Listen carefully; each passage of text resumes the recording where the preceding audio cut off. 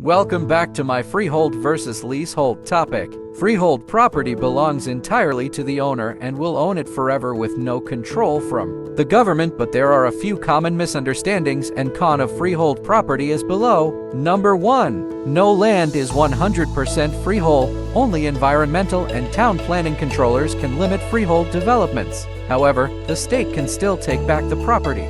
This is because the state has the power to take back a freehold land, provided that the property will be used for public purposes like a MRT project or for economic development. An example is when the federal government acquired the freehold land on which the Ampang Park Shopping Center sits in order to make way for the MRT project. Number 2.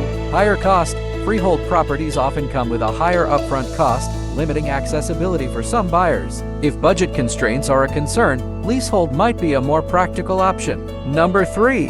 Maintenance hassles. With freehold properties, you're responsible for all maintenance and repair costs. This can become a burden over time, both financially and in terms of managing your property. Okay, now let's talk about leasehold property. A leasehold property is owned by the government and can only belong to its owner for 30, 60, 99, or 999 years. Below are some of the advantages of leasehold properties. Number 1. Affordability. A leasehold property would be priced slightly cheaper than a freehold, roughly 20%, 30%, thus making investments more value for money given the lower entry cost and higher rental yields. Rental are the same, doesn't matter it's freehold or leasehold, and this can be a game changer, especially for first-time homebuyers or those looking to invest without breaking the bank.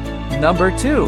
Community amenities. Due to the nature of its tenure, developers tend to make their leasehold properties more attractive and with additional perks such as community facilities, gyms, and security services. Last but not least, do we really need to worry about our next generation's property? Because, let's say we bought a 99 years leasehold property at age 30. By the time we reach the age of 90, most likely we have left the world. The leasehold is still left with 39 years. So just let our next generation to worry about the leasehold renewal, and you will be surprised that the leasehold renewal is much cheaper than we thought. So, there you have it. The pros and cons of leasehold properties make a compelling case for their relevance in today's real estate market. But remember, choosing between freehold and leasehold ultimately depends on your personal preferences, financial situation, and long-term goals. Thank you for joining me on this exploration of property ownership, and my next topic will talk about the true price of leasehold renewal.